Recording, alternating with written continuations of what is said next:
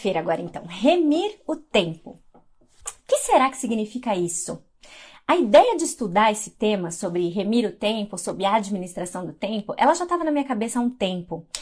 Para quem chegou aqui no Filipenses 4:8 no ano passado, talvez você se lembre que um dia nos stories eu pedi ideias de temas que vocês gostariam que eu escrevesse na época, porque eu ainda não fazia lives nem vídeos, né? E a administração do tempo foi uma das que apareceu mais de uma vez. A maioria de nós gostaria de ter mais algumas horas do dia para que a gente pudesse dar conta de tudo que tem para ser feito ou de tudo que a gente gostaria de fazer. A gente vive numa época que nunca foi tão cheia de oportunidades diferentes. Hoje, num clique, se você quiser sair da live e testar isso, você sai daqui e vai direto para dentro de qualquer museu, qualquer não, mas muitos museus da Europa. Você pode visitar museus da Europa num clique. Você faz cursos do que você quiser nas mais renomadas universidades, algo que seria completamente inacessível em outra época ou de outra forma. Você pode ter acesso a amizades que você não vê e que você não conversa há muito tempo. E por isso, e por tantos outros motivos, nós ficamos ocupados. As oportunidades, elas são muito boas para elas serem desperdiçadas, e elas são mesmo. Mas exatamente por isso, a gente acaba não falando não para nenhuma. E aí as nossas agendas ficam super lotadas. Parece que a gente está sempre muito ocupado, sempre ocupado, sempre sobrecarregado, sempre atarefado. E parece, inclusive, que a gente vive num mundo que gosta disso a tal ponto que a gente fica até constrangido se a gente não disser que a gente está super atarefado. Não sei se já aconteceu com você. Alguém vai e te pergunta, e aí, muita correria? Tá na loucura da vida? E aí você fica meio sem jeito se você não estiver amalucada. E você acaba concordando. Você fala, não, sim, uma correria é uma loucura, né? A vida é uma loucura. Porque afinal de contas, se você falar que não, se você falar que você não tá nessa loucura da vida, a pessoa vai achar o quê de você? Que você é preguiçosa, provavelmente. Parece que estar sobrecarregada é a moda. E uma vez eu ouvi por aí, quem não tá levando trabalho para casa para fazer no fim de semana, provavelmente não tá fazendo o trabalho direito. E ela não estava brincando, eu sei disso. Esse é o movimento, essa é a vibe. Quem não tá cheio, atolado de coisa para fazer, precisa estar ou tá errado. E as nossas crianças estão crescendo nesse mesmo ritmo. As crianças têm aulas muito puxadas na escola. Elas fazem natação, balé, inglês, computação, hipismo, espanhol, discipulado, musicalização, coach, fono. Elas nunca foram tão estressadas, tão inseguras e tão sobrecarregadas. E por favor me entenda, não tenho nada contra nenhuma dessas coisas, mas todas elas juntas têm tido, e a gente não pode negar, todas elas juntas têm tido um efeito nas nossas crianças, porque tem tido efeito em nós também. Nós estamos sempre sobrecarregados, e eu me incluo muito nisso. Assim como em todas as outras séries, todas as outras temporadas. Essa é apenas mais uma, que o tema também me motivou, não porque eu sei mais do que vocês sobre isso, mas porque eu precisava saber mais do que eu já sei sobre esse assunto. Eu me coloco diante de vocês, mais uma vez, com muita humildade, como alguém que precisa ser melhor administradora do seu tempo. E aí eu fui atrás de estudar. Eu precisava aprender, descobrir por que eu às vezes tenho a impressão que o tempo está me escapando pelos dedos e eu estou sempre ocupada. Olhando para a minha agenda e pensando como é que eu fui parar nisso, fazer tudo isso, como é que eu aceitei tudo isso? Ou então, como é que o dia passou e eu não dei conta de entregar o que eu precisava, eu fiz um trabalho mequetrefe só para dar conta de manter o prazo. O que está acontecendo com essas horas do dia que o Senhor me dá todos os dias? Essa não vai ser uma série para te trazer 5 dicas práticas e infalíveis para que todos os seus afazeres caibam nas suas 24 horas. Eu não quero te ensinar a aproveitar, congelar comida, fazer almoço, jantar e café da manhã em 15 minutos. Eu não vou te ensinar a organizar a sua agenda ou como limpar a sua casa com o método Naná. Embora cada uma dessas coisas tenham sim o seu valor. Tenham, de verdade. Mas elas já estão por aí. E, além disso, eu vou te confessar, eu já tentei muitos métodos. Eu reli de novo e grifei Marie Kondo, do começo até o final. Eu disse tchau para tudo aquilo que não me dava alegria, na esperança de que uma casa mais organizada demandaria menos tempo para cuidar, o que é verdade. E com isso, eu teria mais tempo livre. Eu já li livros sobre produtividade. Eu já li técnicas para fazerem as coisas caberem no seu dia, mas a verdade é que cada uma dessas coisas, embora elas sejam boas em si mesmas, elas moldam o meu exterior. E justamente por causa disso, se eu usar só essas coisas, se eu me valer só de técnicas e se eu olhar só para essas técnicas, elas vão estar fadadas a me deixar na mão em algum momento. Lembra por quê? Por causa do copo. A gente não tem como não falar do copo. Por causa do copo. Aquilo que sai de dentro de mim é o que já está lá dentro. É o que está dentro do copo. Então, se eu não tomar cuidado com isso, eu posso moldar o meu exterior. E o primeiro peteleco, o primeiro compromisso bom demais para eu dizer não, a primeira circunstância difícil ou adversa da vida que eu enfrentar na minha agenda lotado, que vai sair de lá de dentro, é uma vida desorganizada. Então, eu estou protegendo o meu copo de tomar esse peteleco. Eu não estou mudando o que está lá dentro. Então, eu preciso pensar nisso. A gente vai ter que olhar lá para dentro. Nesse sentido, então, é que eu truco um pouco, se assim eu posso dizer, a ideia de que uma agenda e uma vida abarrotada, elas são consequências só de uma falta de habilidade da pessoa e que aprender técnicas e segredos infalíveis é o que vão trazer mudança duradoura. Bom, então, se nós queremos viver para a glória dele, como que a gente vai se disciplinar? Como lidar com a questão do tempo?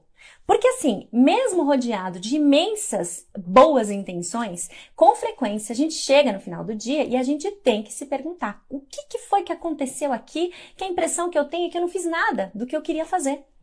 Então o que eu quero ver com você nessa série de 8 semanas é cavar um pouco mais fundo e descobrir o que está por trás dessa vida super ocupada que a gente se acostumou a levar. Entender por que a gente se percebe desse jeito, como Paulo coloca lá em Romanos 7,19.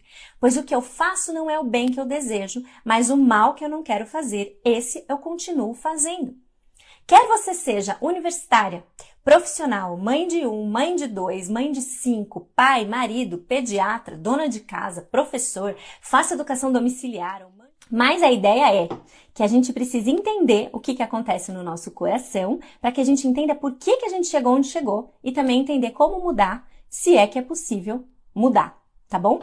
E aí a gente vai precisar da Bíblia.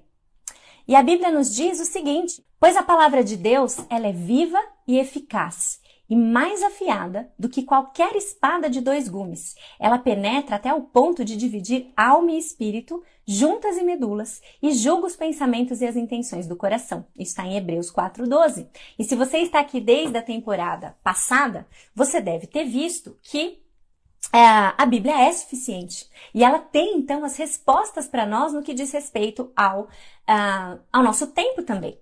Toda a escritura é inspirada por Deus e ela é útil para o ensino, para a repreensão, para a correção e para a instrução na justiça, para que o homem de Deus seja apto e plenamente preparado para toda boa obra. 2 Timóteo 3:16, 17 diz assim. Foi inclusive o versículo que a Esther leu na live de encerramento. Então a Bíblia, a palavra de Deus, ela é prática e ela é atual. E é por isso que a gente vai tanto precisar dela para fazer aquilo que ela mesma nos ensina em Efésios 5:15-16, quando diz: tenham cuidado com a maneira como vocês vivem, que não seja como insensatos, mas como sábios, aproveitando ao máximo cada oportunidade, porque os dias são maus. Ou dependendo da versão da Bíblia que você tem, mas viva como sábios, remindo o tempo, porque os dias são maus. Sim, é na Bíblia que a gente encontra que a gente deve remir o tempo ou aproveitar ao máximo todas as oportunidades. Nós estamos muito ocupados e com isso vem também a distração e a desorganização. A gente não consegue focar naquilo que realmente é importante. Por ter muita coisa para fazer, a gente não faz o que precisa e ainda vê escapar pelos nossos dedos as coisas mais importantes. Viver de forma frenética e cheia de compromissos, mesmo dentro da igreja, não significa uma vida frutífera, muito menos que a gente está aproveitando ao máximo ou remindo o tempo. Significa tão somente que a gente está muito ocupado.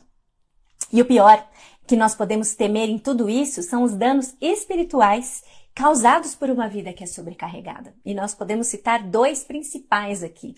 Filipenses 4:4 nos diz que a gente deve se alegrar sempre no Senhor. Uma vida sobrecarregada dificilmente se enquadra nesse padrão.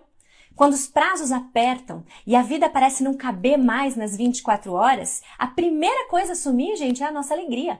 Nós ficamos ansiosos, impacientes, irritáveis, frustrados e isso, curiosamente, impacta diretamente até na nossa produtividade, que a gente está querendo tanto zelar ou mostrar. O Kevin DeYoung, no seu livro Super Ocupado, ele conta sobre um médico cristão chamado Richard Swenson e ele defende o conceito de margem de uma forma que eu achei muito interessante. Segundo ele, margem é o espaço que existe entre os nossos deveres e os nossos limites. E ele diz que a gente tem que planejar com margem, ou seja, planejar para o não planejável. Que ainda sobre um espaço entre aquilo que a gente tem que fazer e aquilo que a gente dá conta de fazer. Os nossos deveres e os nossos limites. Tem que haver um espaço entre eles. E isso é uma coisa que mudou a minha perspectiva. A gente precisa entender o que é possível para nós e então montar a nossa agenda não de acordo com isso, mas para menos do que isso. Porque afinal, como a gente já sabe, sempre vão existir os imprevistos que nos consomem. E se a gente não tiver essa margem, é a nossa alegria, é a primeira a ir embora. Então, uma vida super ocupada pode roubar a nossa alegria. Mas existe um outro problema que muitas vezes a gente não vê. A gente precisa pensar no que está por trás dessa agenda superlotada. Uma tendência ou uma necessidade demasiada de agradar as pessoas acima de tudo? De tal forma que pra gente é impossível a gente dizer não? Será que é isso que está por trás da nossa agenda abarrotada? Será que é uma ambição implacável, um desejo por mais e sempre mais pela manutenção de um padrão de vida ou de uma aparência que não está cabendo e por isso a gente se esforça, se sobrecarrega, porque é isso que está por trás?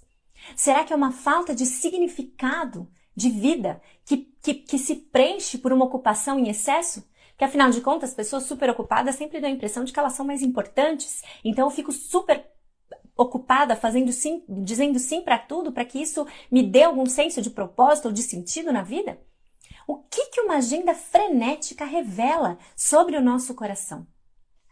Uma agenda bagunçada normalmente indica outras áreas da vida bagunçadas. E aí a gente tem que voltar para um versículo que a gente viu um dia específico para ele lá na série Embaixo do Tapete, que é Provérbios 25, 28, que diz o seguinte: como a cidade com seus muros derrubados, assim é quem não sabe se dominar.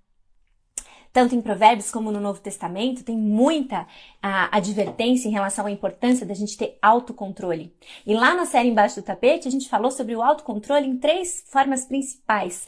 O controle do dinheiro, o controle da ira e o controle do comer e do beber, né? Mas saber se dominar é essencial na conduta cristã em todas as áreas. Ou seja, o tempo também. Eu também preciso controlar o meu tempo e ter domínio, não sobre ele, mas sobre mim mesma na forma como eu faço uso dele. Autocontrole nesse nosso contexto, então, não é o domínio do tempo por meio da minha força de vontade ou da minha técnica infalível. O autocontrole é o controle da pessoa pela força do Espírito Santo. Se a gente fizer um cuidadoso exame dos nossos dias e da forma como a gente gasta os nossos minutos e as nossas horas, a gente vai ver que existem algumas brechas que a gente foi abrindo no nosso muro de proteção, e que a gente foi sutilmente deixando que entrasse na nossa vida de tal forma que quando a gente se dá conta, a nossa cidade está indefesa. A gente está como uma cidade com os muros derrubados. Horas se foram, a gente não fez o que a gente tinha que fazer. E é por isso, então, que a gente precisa identificar isso tudo e ver como que a gente cuida deles com sabedoria e com autocontrole, para que eles não consumam um tempo precioso da nossa vida.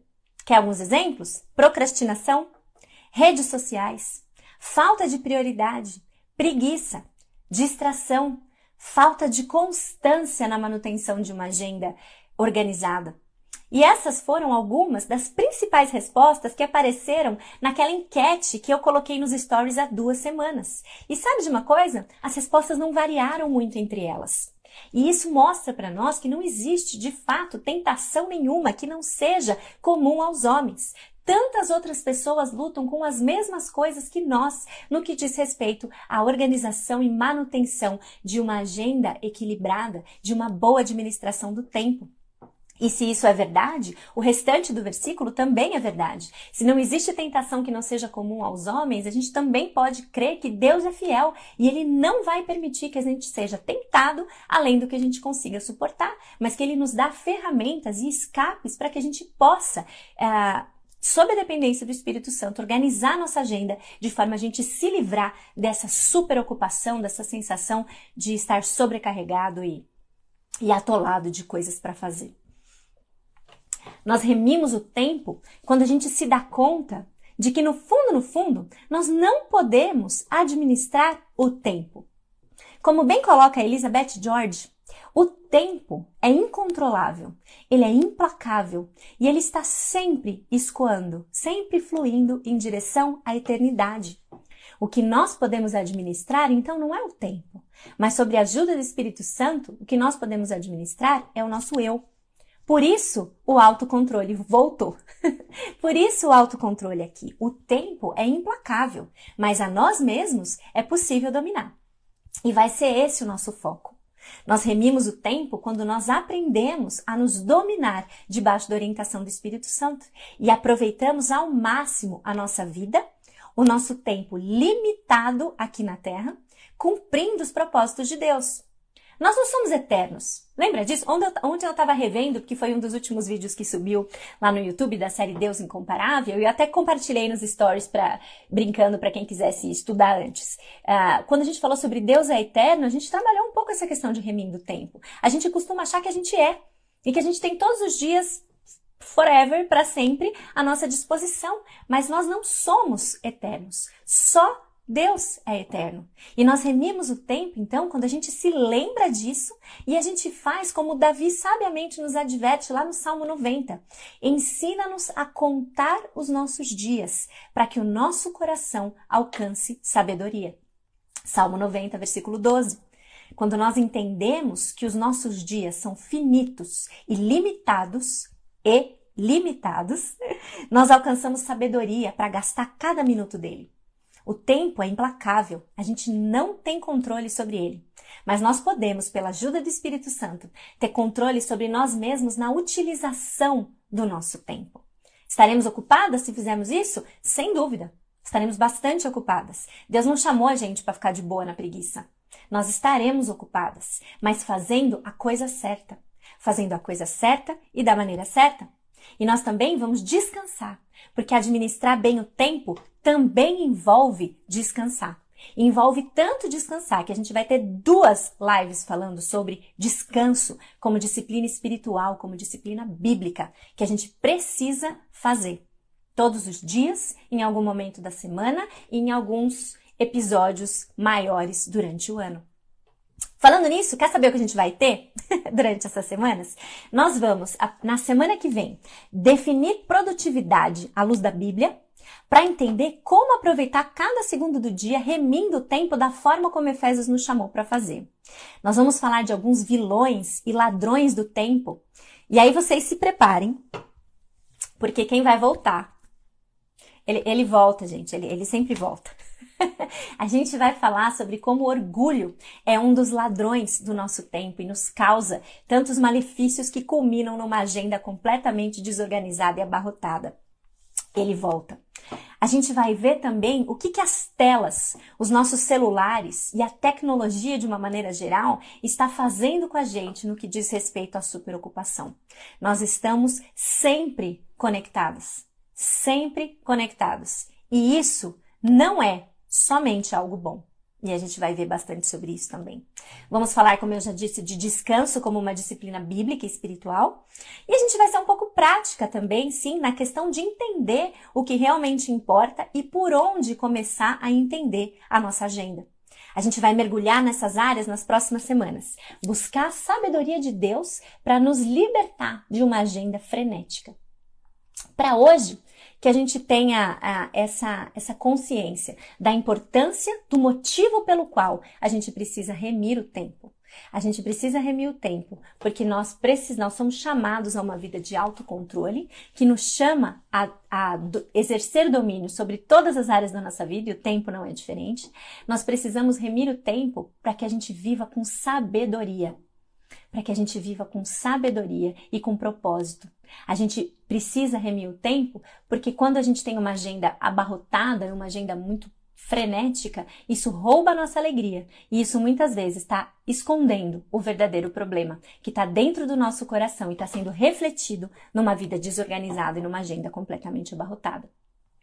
Nós remimos o tempo quando a gente aproveita cada segundo do dia com a definição bíblica de produtividade em perspectiva. E é por isso que esse vai ser o nosso ponto de partida, então, lá na semana que vem. Tá bom? Combinado?